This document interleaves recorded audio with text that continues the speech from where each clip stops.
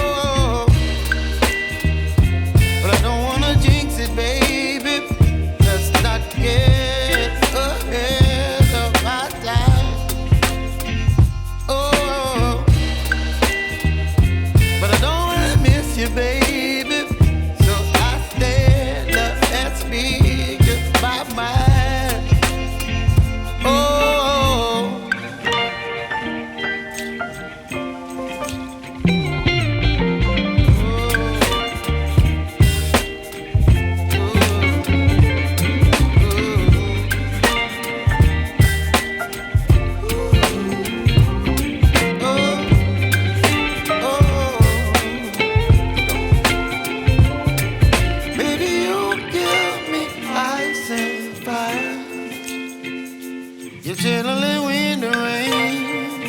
You're some kind of butterfly. Baby, you give me midnight. You whip up my appetite. Don't leave me